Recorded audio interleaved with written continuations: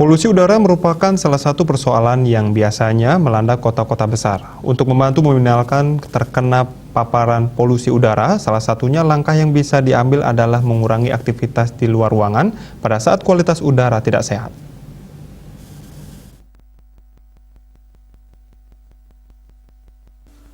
Menurut Ketua Umum Perhimpunan Dokter Paru Indonesia (PDPI) Agus Dwi Susanto, udara tak sehat memiliki air quality index lebih dari 150. Ia juga menyarankan agar menghindari beraktivitas fisik berat termasuk berolahraga apabila berada di luar ruangan. Kalaupun harus keluar rumah saat itu, masyarakat bisa memantau kualitas udara secara real time menggunakan masker atau respirator untuk mengurangi masuknya partikel ke dalam saluran napas dan paru. Selain itu, lakukan pola hidup bersih dan sehat PABS seperti konsumsi makanan bergizi, perbanyak asupan sayur dan buah-buahan, beristirahat cukup, mencuci tangan dan tidak merokok. Polusi udara merupakan suatu kondisi udara mengandung komponen-komponen berbahaya melebihi standar baku mutu. Kondisi ini bisa terjadi dalam ruangan maupun luar ruangan, misalnya bersumber dari kendaraan, bakaran sampah, industri, dan lainnya.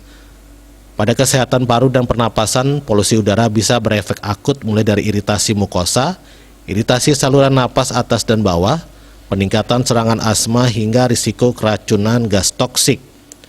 Sementara dampak jangka panjangnya meliputi penurunan fungsi paru, kanker paru hingga kematian. Dalam mengurangi polusi, selain upaya dari individu, pemerintah juga berperan melakukan upaya-upaya memperbaiki kualitas udara, antara lain dengan menggalakkan dan menerapkan uji emisi kendaraan bermotor yang memasuki perkotaan terutama untuk kendaraan umum atau kendaraan angkutan barang.